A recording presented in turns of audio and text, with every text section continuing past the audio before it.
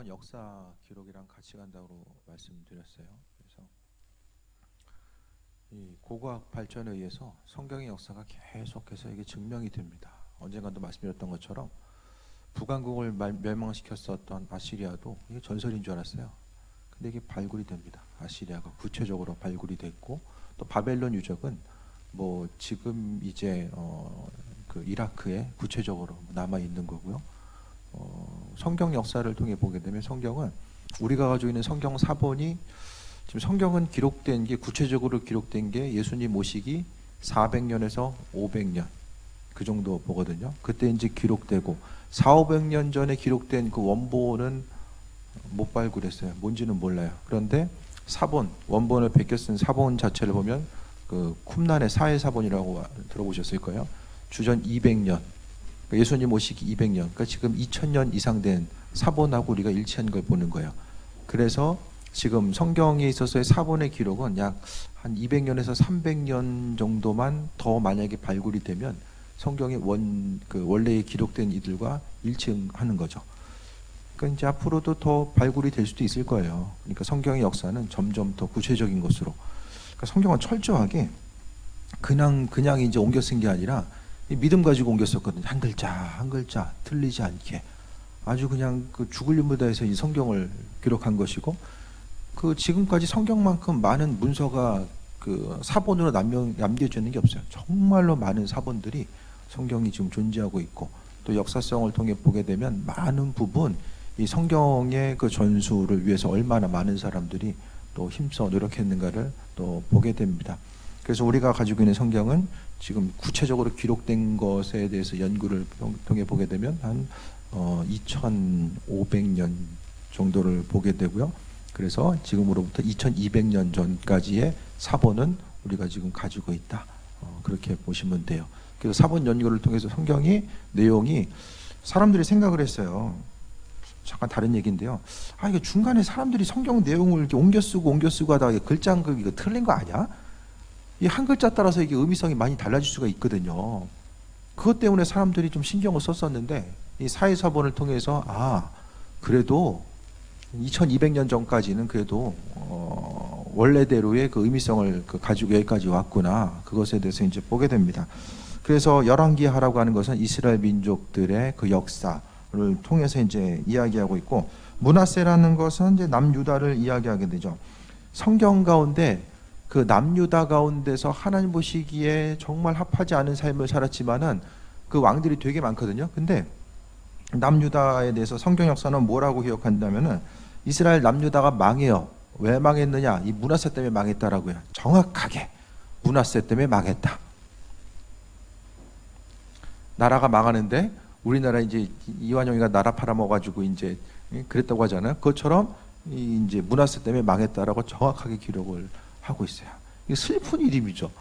성경이 왜 므낫세 때문에 이렇게 망했다라고까지 이야기를 하냐? 도대체 므낫세가 무슨 짓을 했길래 하나님 보시기에 므낫세 때문에 열받아가지고 너 이제 안 되겠다 해가지고 이제 막차 타다가 이제 마지막으로 끝낸 게 이제 므낫세다라고까지 기록을 하고 있거든요.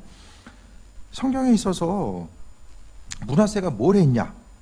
21절 보면은 므낫세가 왕이 될 때 나이가 20세였고 예루살렘에서 55년간 다스렸다라고 합니다. 오래 살아요. 나쁜 놈이 더 오래 살아.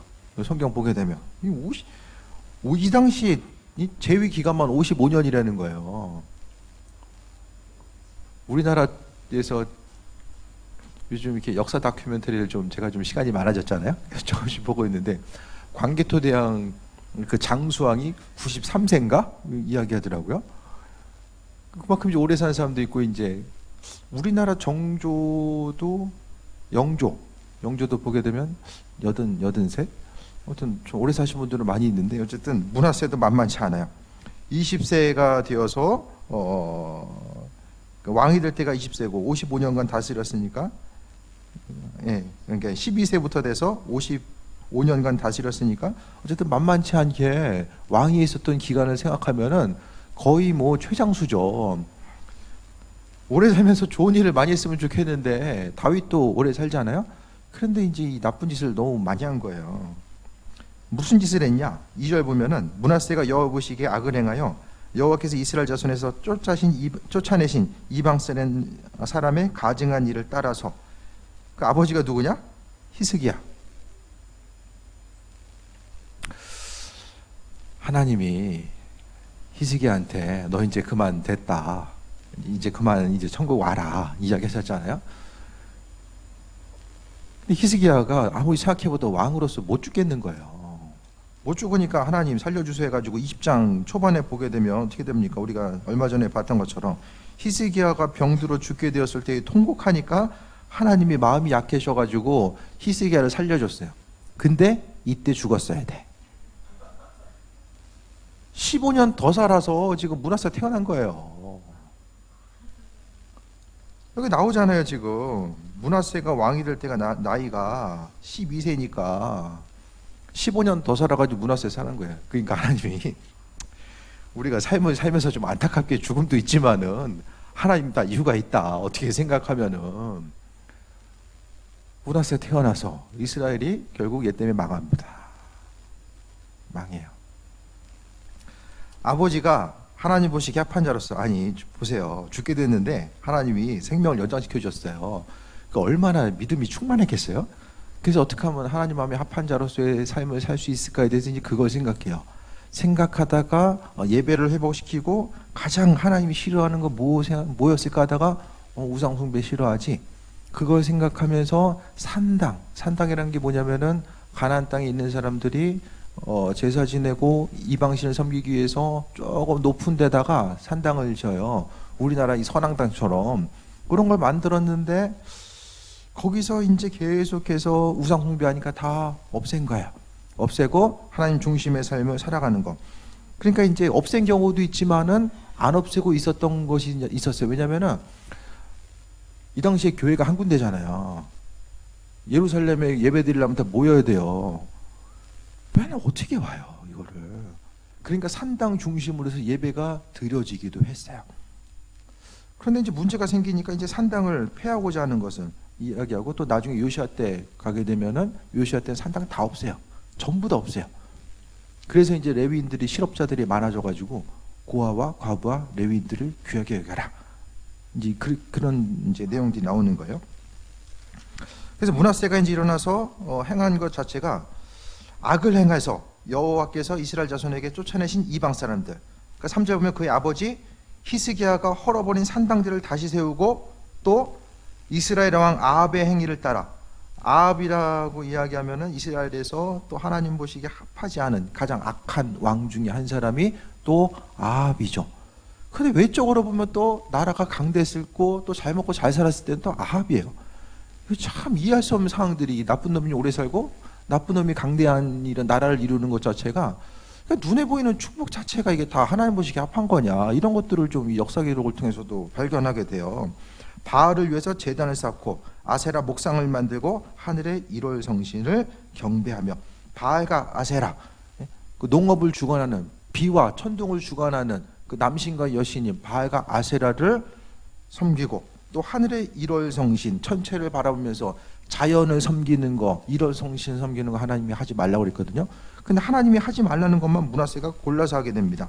그리고 심지어는 4절에 여호와께서 전에 이르시기를 내가 내 이름을 예루살렘에 두리라 하신 여호와의 성전에 제단을 쌓고 거기다가, 그러니까 성전에 대해서 이제 그 조상 때부터 지금 하나님께서 다윗에게 설계도 주셔가지고 성전, 그 다음에 솔로몬이 건축했는데 거기다가 이제 싹 밀어내고 거기다가 이제 그 우상을 섬기는 제단을 성전에다 만든 거야. 하나님이 딱 이제 보고 계셨던 거죠, 위에서. 이 당시에 있어서의 성전 자체는 하나님의 임재의 상징이고, 그토록 하나님의 은혜와 인도하심과 예비하심이 가득했던 곳이 바로 성전이거든요. 성전하면은 하나님의 임재라고 하는 아주 거룩한 상징이었었는데, 이거 자체를 생각했을 때 사람이, 그러니까 이제 가치를 잃어버린 거죠. 어디에 가치를 두어야 될지를 모르고 그 가치 자체를 우상 섬기는 데 둔 거죠. 그래서 5절 보니까, 6절 보면 5절에 여호와의 성전 두 마당에 하늘의 일월 성신을 위해서 제단을 쌓고, 성전, 이방인들이 들어갈 수 있는 거, 또 남자들이 들어갈 수 있는 거, 제사장과 대제사장들이 들어갈 수 있는 이 구별된 터가 다 있잖아요. 근데 거기에다가 1월 성신을 위해서 제단을 쌓다라고 기록하고 있습니다. 거기다가 6절에 아들을 불 가운데로 지나가게 하며, 이게 뭐냐면은 이 당시에 보면은 가장 하지 말아야 될 것이 인신 제사, 자녀를 제물로 드리는 거. 그래서 불 가운데 몰록신 제사라고 하거든요. 몰록이라고 하는 이 제사, 이것이 그 몰록신에게 그 이방 풍습이죠. 그러니까 자녀를 바치면서 이런 모습. 그러니까 정말 하지 말아야 될 것까지 이제 므낫세가 왕이 이루고 있으면은 일반 백성들은 뭐 합니까? 똑같이 따라하는 거예요. 아, 왕이 하니까 이거 해도 되나 보다.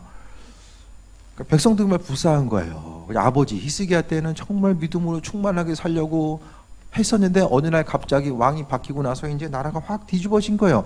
이전에 장려했던 모든 것들은 싹 사라지고 이전에 버리라고 했던 것들을 다 이제 복원시킨 거예요. 그러니까 나라가 이제 완전히 이제 엉망이 된 거죠. 거기다가 6절에 점치며 사수를 행하며 신접한 자와 박수를 신임하여 여호와께서 보시기에 악을 많이 행하여 그 진노를 일으켰으며. 그러니까 보세요. 3절부터 나오면은 헐어버린 산당을 세우고 바알과 아세라를 섬기고 또 1월 성신을 위해서 제단 쌓고 아들을 불 가운데로 지나가게 하고 점치는 사수를 행한다는 것. 이 영적으로 성경을 통해서 하나님이 하지 말라는 것만 아주 말씀을 잘 알았던 것 같아. 말씀을 잘 보다가 하나님이 하지 말라는 것만 이제 골라서 이제 하는 것을 므낫세가 이제 그대로 행하게 돼요. 히스기야가 자녀 교육에 실패했나? 나라를 다스리고 하려고 자녀 교육 좀 실패했던 것 같아. 애들한테 신경을 못 썼던 것 같아. 그래서 하지 말라는 것만 골라서 하죠. 그러면서 7절에 또 자기가 만든 아로색이 다 새긴 거예요. 아세라 목상을 성전에 세워서 옛적 여호와께서 이 성전에 대해서 다윗과 그의 아들 솔로몬에게 이르시기를 내가 이스라엘의 모든 지파 중에서 택한 이 성전과 예루살렘에 내 이름을 영원히 둘지라. 하나님이 성전에 내 이름 둘게. 내가 성전 지켜보고 있을 거야 말씀하셨어요. 그래서 솔로몬이 하나님에서 기도할 때도 하나님, 우리 백성들이 나가서 무슨 죄를 짓고 문제가 생기고 어려움이 있어도 하나님 죄를 지었어도 성전에 와서 하나님 기도하면 그의 죄들을 다 용서해 주시고 함께 해 주시길 바랍니다. 이방으로 끌려갔다가 기도했을 때도 하나님 성전 와서 기도하게 되면 하나님께서 회복시켜 주시고 인도해 주시기 바랍니다. 성전이라는 것은 바로 이스라엘 민족에 있어서 하나님이 주인 되신다라는 것을 나타내는 아주 구체적인 장소가 바로 성전이에요. 근데 이 성전 가운데서 가장 심하게 이제 그러니까 하나님의 주인 되심을 완전히 잊어버린 거죠. 무시한 것이고, 그래서 그의 조상들의 가르침 자체를 다 뒤로 하고 싶은 대로 한 거예요. 그래서 참신이 누구인가에 대해서 잊어버리고 이 당시 있었던 이게 다 지금 므낫세가 행했던 것들이 이스라엘 민족들이 가나안 땅에 들어가기 전에 그 당시에 가나안 땅에 살고 있었던 사람들이 행하던 이방 풍속들. 그래서 성경을 통해서 이거 하지 마라고 얘기했던 것은 다 가나안 땅에 있었던 사람들이 다 하고 있었던 거예요. 이거 하면은 가서 똑같이 된다. 예수님 믿는 사람, 하나님 믿는 사람이 아니라 이방인들과 똑같이 된다. 그걸 지금 이야기하고 있는 거거든요. 그랬을 때에 9절에 이 백성이 듣지 아니하고 므낫세의 꾀을 받고 악을 행한 것 같이 여호와께서 이스라엘 자손 앞에서 멸하신 여러 민족보다 더 심했다. 우상 숭배하는 게 가나안 땅에 있었던 것도 원래 행하던 바알과 아세라를 섬기고 몰록을 섬기는 그 수많은 다른 민족도 하나님께서 멸망시켰는데 이스라엘 민족들이 오히려 그 하나님 그분을 바라봐야 됐던 이스라엘 민족들이 오히려 하나님 하지 말라는 것을 골라서 오히려 행하고 오히려 이방 민족들보다 더 심하게 그 일들을 행했다라는 것에 대해서 말씀하고 있습니다. 그러니까 믿는 자로서 하나님 말씀대로 살아가는 것 자체가 얼마나 중요한가. 말씀 잃어버리면은 오늘 이와 같이 그러니까 믿는 사람이나 믿지 않는 사람이나 똑같아지는 거야. 하나님 말씀 모르면 다 똑같습니다. 그래서 여기는 므낫세의 꾀을 받고 악을 행했다라고 합니다. 왕이 나라의 그 깃틀 신앙으로 세워져 가야 될 왕이 오히려 일반 백성들 꼬셔가지고 혼자 죽는 게 아니라 이제 같이 죽을 수 있는 죽음의 길로 이제 이끄는 역할을 오히려 행한 거죠. 그랬을 때 10절에 여호와께서 그 종 모든 선지자들을 통하여 말씀하신 바 11절에 유다 왕 므낫세가 이 가증한 일과 악을 행함이 그 전에 있던 아모리 사람들에게보다 더욱 심했고 또 우상으로 유다를 범죄하게 되다. 북왕국은 왕들도 많이 바뀌고 워낙 우상 숭배가 심했어요. 예? 그래서 성경을 통해 보게 되면 여로보암에 대해서 그들이 이제 여로보암이 그 우상 숭배했던 거, 예? 그 단과 그 베델에 우상 숭배했던 모습을 이제 이야기하면서 계속 하는데, 근데 남유다는 뭐예요 지금? 다윗과 솔로몬이라고 하는 그 정체성을 이어받은 남유다에서 이와 같은 일들이 행해지고 있으니까 더욱더 그 충격이 심할 수밖에 없었다라는 것입니다. 그래서 이스라엘 하나님 12절에 말씀하십니다. 예루살렘과 유다에 재앙을 내리더니 듣는 자마다 두 귀가 울리리라 라고 합니다. 그러면서 13절에 예루살렘을 씻어버릴 것이다 라고 말씀하고 있고, 14절부터 나의 기업에서 남은 자들을 버려 그들의 원수의 손에 넘겨지고 모든 원수에게 노략거려 겁탈거리가 되고, 15절에 심지어는 이렇게 말씀하고 있어요. 애굽에서 난 그의 조상 때부터 오늘까지 내가 보기에 악을 행하여 나의 진노를 일으켰다라고 합니다. 하나님이 이스라엘 민족들을 했을 때에 애굽이라고 한 것은 지금도 이제 이집트 피라미드 보면은 어떻게 만들었는지 참 불가사의하잖아요. 그러니까 그 당시에 모든 그 하이테크의 그 기술의 집약체가 바로 피라미드거든요. 그 많은 돌들을 어디서 굴려와 가지고 어떻게 그걸 쌓는지 몰라요. 이집트에서 그게 지금 뭐 주전 뭐 4,000년기, 뭐 5,000년 뭐 이렇게 계속 가는데, 우리나라는 지금 뭐 모르겠어요. 이 돌도끼, 손도끼 있잖아요. 그런 거 쓰고 있을 때 거기는 이 최첨단 하이테크 기술의 집합체를 가지고 이제 그러고 있었거든요. 이집트 하면은 최고의 문명의 중심지, 모든 핵심적인 기술을 다 가지고 있었던 그들. 그 가운데서 하나님이 이스라엘 민족들을 초자연적인 방법으로 구원해 드셨어요. 왜? 구원해 달라고 간구했기 때문에 하나님께서 구원해 주셨거든요. 근데 그때부터 하나님의 말씀 자체는 그때부터 이스라엘 민족들을 보니까 그때부터 좀 마음이 좀 기쁜 것보다는 이스라엘 민족들이 진노를 많이 일으켰다라고 또 성경은 기록하고 있습니다. 그러니까 하나님 보시기에 합한 자의 모습이 아니라 진노를 일으킨 것. 이게 어떻게 하냐면은 지금도 이스라엘 민족들 가운데, 그러니까 거기는 이제 비가 많이 안 오고 나라가 워낙 이제 그 건조하다 보니까 유물들이 정말 많이 발굴이 돼요. 그러면은 동서남북을 다 뒤져봤을 때에 시대를 초월해서 이게 이제 탄소 측정 연대법으로 측정하면 어느 정도 연대가 나오잖아요. 시대와 장소의 구분 없이 우상 그 바알과 아세라의 형상들, 이 당시에 보게 되면 그들이 형상을 만들었어요. 형상. 우상에 대한 형상을 만들었어요. 뭐 손바닥 많은 것부터 해서 조그만 것까지 이제 박물관 가면 이제 많은 부분이 보이게 되는데, 그 형상이 발견이 안 되는 곳이 없어요. 동서남북 이스라엘 땅에서, 이방 지역이 아니라 이스라엘 민족 지역에서 발견이 안 되는 데가 없어요.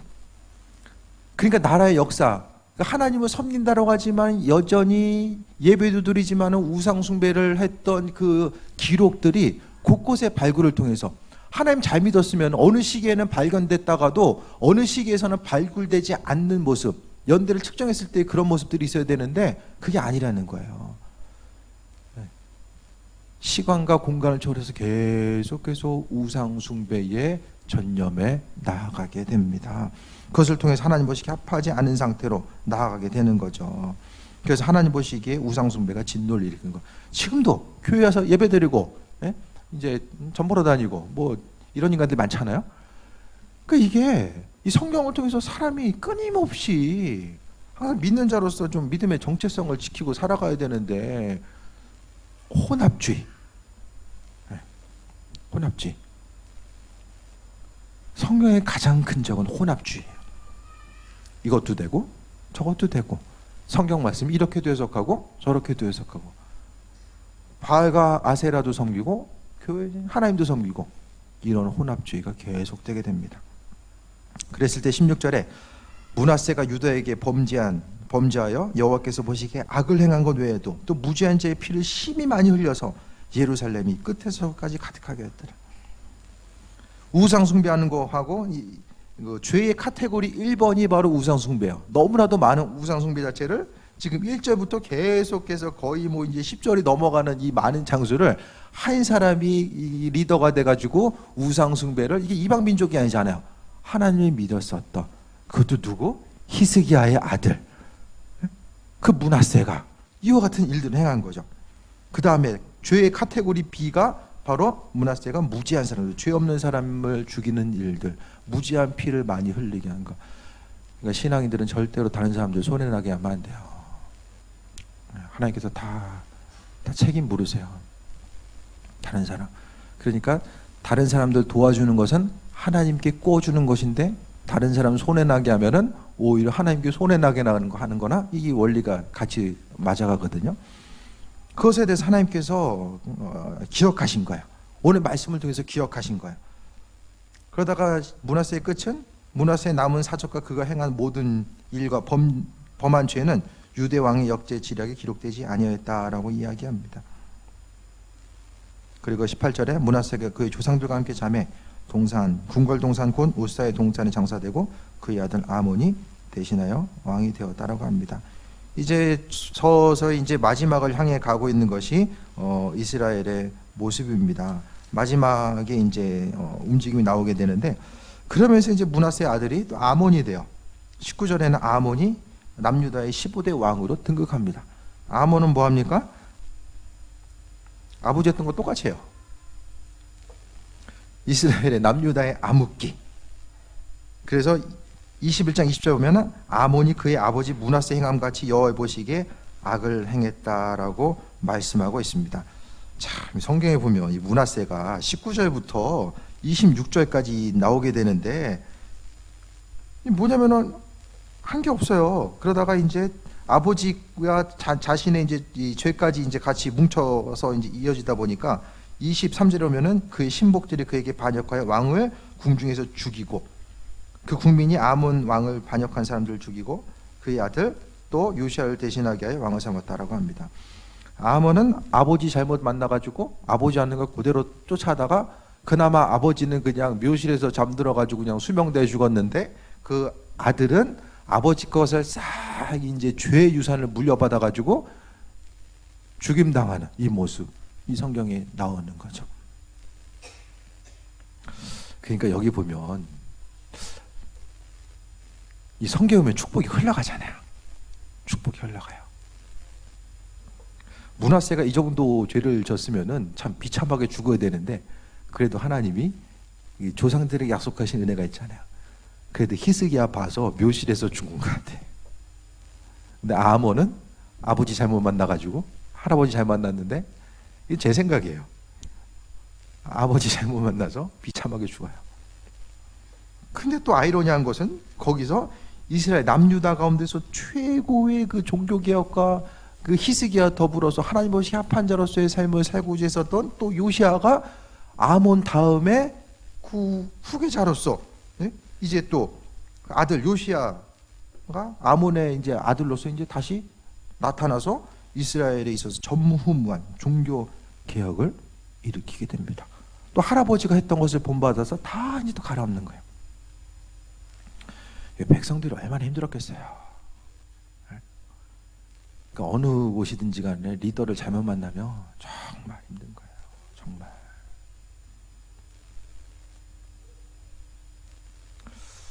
참 성경에 보면 아이러니죠. 히스기야 때부터 참 보게 되면은 히스기야가 더 살아서 므낫세와 아몬이 태어나고, 므낫세와 또 아몬이 없었으면은 또 요시아가 없었을 것이고, 이런 좀 아이러니한 현상들이 이제 성경 역사를 통해서 쭉 이어지게 하는데, 중요한 것은 하나님은 역사를 통해서 때로는 참으세요. 때로는 참는 모습도 보이지만은 때로는 징계하는 모습 또한 또 반복해서 보여지게 됩니다.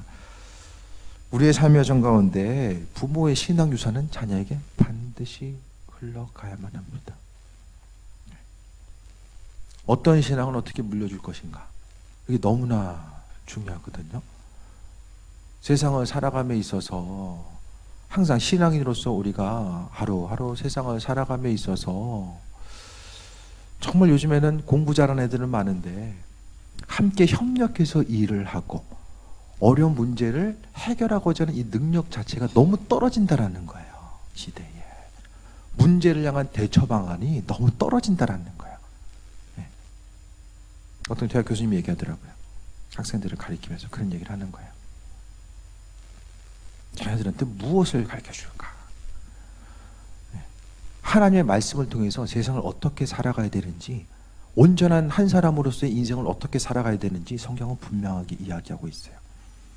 세상을 향해서 모든 일을 할 때 죽게 하듯 하라고 했어요. 공부를 하든지 뭐 가정에서 부모를 대하든지 어디서 무엇이든지 죽게 주님께 하듯 하라고 이야기하고 있고, 인생에 있어서 혼자만 바라보는 것이 아니라 주변 사람들을 바라보라는 것이고, 인격적으로 성숙함이 무엇인지 전부 다 삶에 있어서 필요한 것 자체를 다 제시해주고 있어요. 왜? 사람을 창조하신 그 창조주의 질서와 그분의 지혜가 성경 안에 있기 때문에. 그래서 그분의 지혜대로, 그러니까 설계도 자체가 온전한 설계도, 사람으로 하여금 어떻게 살아가야 되는지에 대한 이 방법에 대한 그 세부 설명서가 이제 성경인 거죠. 그래서 문하세의 예를 통해서 이야기하는 것은 이렇게 살았기 때문에 성경에 기록한 사람들, 마지막에 성경을 편집한 사람들은 뭐라고 이야기하냐? 앞서 얘기했던 것처럼 남유다가 망한 것은 문하세 때문에 망했다라고 합니다. 이 죄의 기록 자체, 이게 너무나도 뿌리 깊게 이제 이스라엘 민족들 가운데, 아니 한 번에 없앤다고 이게 다 없애십니까? 요시아가 해서 생각하다 보니까, 요시아가 이제 종교개혁 일으킨다고 해서 위에 있어서 왕 2대 동안 이루어졌던 그 수많은 우상숭배 역사가 왕이 한번 종교개혁 한다고 해서 이게 한 번에 없어집니까? 이런 내용들이 뿌리 깊게 이스라엘 민족들이 나아가는 과정 가운데서 있다가 결국에는 그 우상숭배로 인해서 망한 거예요. 그래서 성경은 요시야 그 히스기야 이후에 우상숭배가 극에 달했던 그 시기에 대해서 이야기하면서 하나님 보시기에 합하지 않은 상태로 살아가다가 또 고난당해 되었었던 이 모습 자체에 대해서 성경은 기록하고 있고, 이 우상숭배 역사로 말미암아 망했다라고 분명하게 성경은 기록하고 있습니다. 그래서 하나님 하지 말라는 것만 골라서 하게 되죠. 지혜로운 삶의 모습, 그러니까 삶의 순간순간 하나님은 그분의 살아계심과 인도하심을 비춰주세요. 때로는 그것을 경험하여 나아가면서 위기와 어려움의 시기도 분명하게 있어요.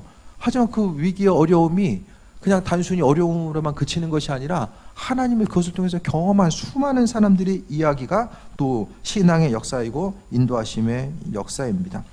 그래서 믿음으로 우리가 살아감에 있어서 삶의 순간순간 우리가 하나님 가장 싫어하는 거 우상숭배, 그러니까 하나님 외에 마음의 중심을 두고 목적을 두고 거기에 중심을 기울이는 것이 바로 우상숭배거든요. 하나님보다 더 좋아하는 거. 결국에는 문하세가 행했던 것은 우상숭배고, 우상숭배의 목적은 돈과 명예죠.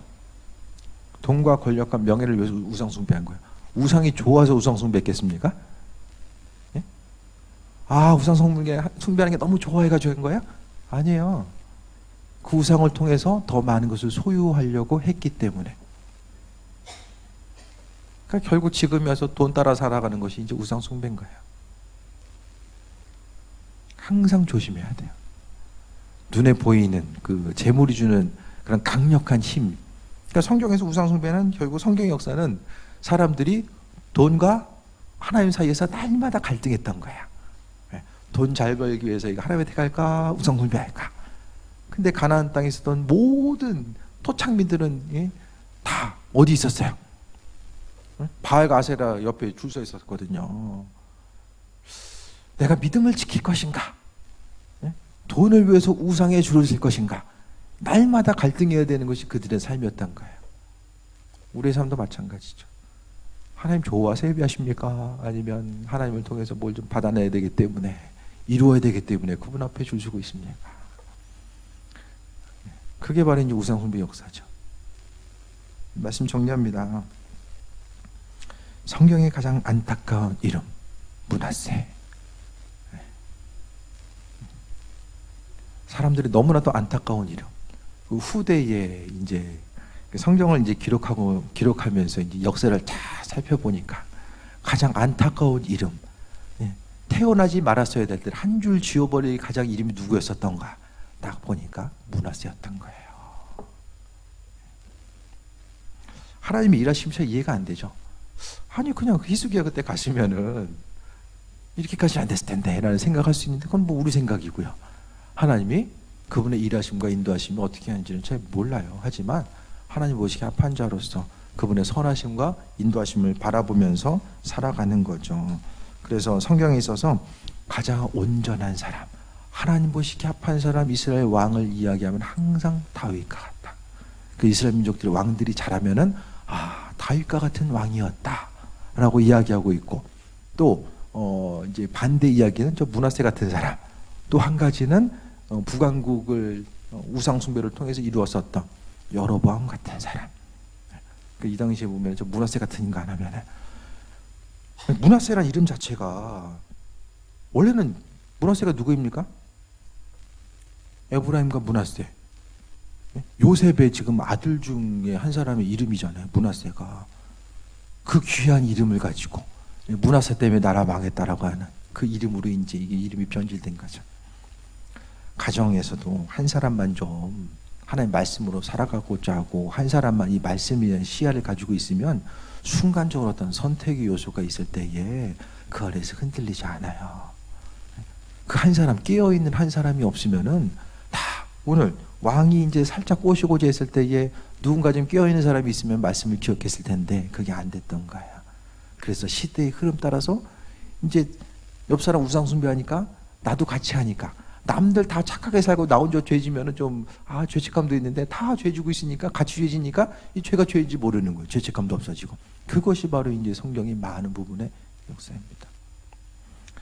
성경 기록 보면 하나님 이스라엘 민족들 선택하시고 나서 별로 이렇게 기쁨으로 백성들 보면서 날마다 행복하다 그런 기간 자체가 그렇게 길지 않아요. 계속 죄주고 하나님이 선지자를 통해서 니네 그렇게 살면 안 돼 끊임없이 말씀하시고 때로는 징계하시고 또 사랑으로 함께 하시고 회복시켜 주시고 계속해서 사람들과 관계성을 통해서 나아가게 되고, 이 수많은 역사 기록을 통해서 이스라엘 민족들이 제정신 돌아온 게 언제냐?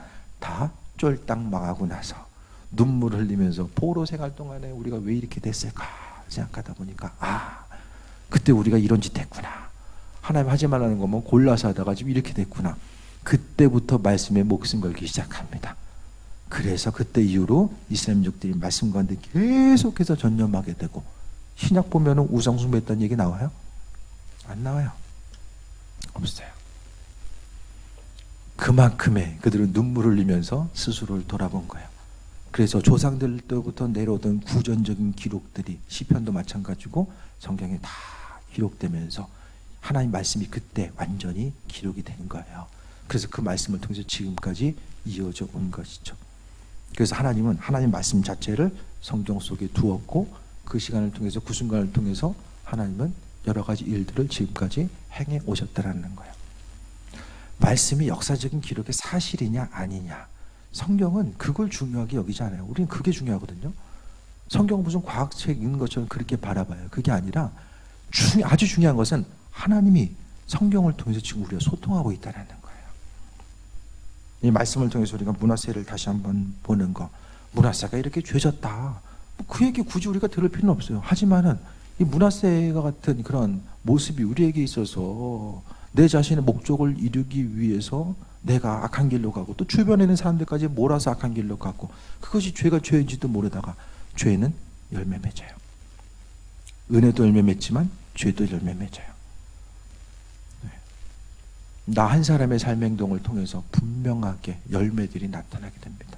시간을 통해 나타나게 돼요. 그러니까 지금 현실의 삶은 과거에 우리가 뿌린 것에 대한 열매예요. 어떻게 생각하면 지금 열매 맺고 있는 거예요. 열매라는 것이 뭐 죽기 전에 주님 앞에 가기 전에 열매 맺는 게 아니라 지금 열매 맺고 있는 거예요. 앞으로의 삶도 마찬가지거든요. 지금 무엇을 뿌리고 어떻게 사냐에 따라서 지금 당장은 피 안 날 수도 있어요. 근데 그 열매들은 조금 더 나타나게 된다라는 거예요. 항상 하나님 보시기에 합한 자로서의 온전한 삶을 살아가고 또 믿는 자로 살아감에 있어서 한 세상 사는 거 하나님 말씀 앞에 같이 두고, 또 그것을 통해서 인도하심마다 하나하나 살아가면서 하나님 우리의 삶의 여정은 어떻게 개입하시고 함께 하시고 예비하시는가, 그것에 대해서 조금만 관심을 기울이면 지금보다는 더 많은 부분을 발견하고 그 인도하심 가운데 살아갈 수 있게 될 것입니다. 항상 오늘 낮 시간을 통해서 충성된 종, 5달란트, 2달란트 받은 자를 통해서 잘했다. 착하고 충성된 종아. 예? 하나님께서 천국 잔치에 참여할 것에 대해서 허락해 주셨잖아요. 그 반대 1달란트 받은 같은 사람이 바로 므낫세의 모습입니다. 하나님 보시기에 합한 자로서의 온전한 삶을 살아가며 항상 스스로를 돌아보는 게 중요한 것 같아요. 어제 잘했다라고 해서 오늘 내 모습이 어제의 모습이 이어진다라는 건 절대 있을 수가 없어요. 날마다 우리는 하루하루 눈 뜨고 하루 시작하면 그냥 하루 다 태어난다. 그날 하루 다시 태어난다고 생각하시면 돼요. 날마다 리셋되는 거예요, 사실. 그래서 오늘 하루 주실 은혜를 소망하고 살아가는 거죠. 그것이 바로 연약한 우리의 삶의 연속입니다. 근데 하루하루의 삶의 모습이 우리 기억 속에서는 사라져도 언젠가는 그 하루가 열매 맺어서 다음날 언젠가는 또 열매로서 우리에게 다가오게 된다는 거죠. 그러니까 인생 큰 틀도 중요하지만 하루하루 하나님 허락하신 가운데 은혜 가운데 그날 하루를 믿음으로 열심히 버티며 살다 보면 또 은혜 가운데 충만함으로 우리가 주님 은혜 가운데 더 나아갈 수 있는 그 많은 것들을 경험할 수 있게 된다는 거예요. 주님의 사랑과 인도하심 바라보시고 믿는 자로서 복된 삶을 살아가며 오늘 눈물의 기도로서 심은 모든 것들이 열매 맺는다라는 거, 그것에 대해서 돌아보고 승리하는 귀한 삶 되시길 축원드립니다. 기도하겠습니다. 주님의 사랑에 감사합니다. 우리의 삶의 주인 되셔서 또 여기까지 인도해 오셨습니다. 믿음으로 승리하는 온전한 삶을 살아가게 하여 주시며 오직 그리스도 예수 주님께서 삶의 주인 되심에 대한 믿음의 고백이 더해질 수 있도록 하나님 은혜로 임하여 주옵소서. 삶의 순간순간마다 더 주님 바라보게 하시고 오직 그리스도 예수로 말미암아 강건함 누리게 하여 주옵소서. 감사드립니다. 예수님의 이름으로 기도드립니다. 아멘.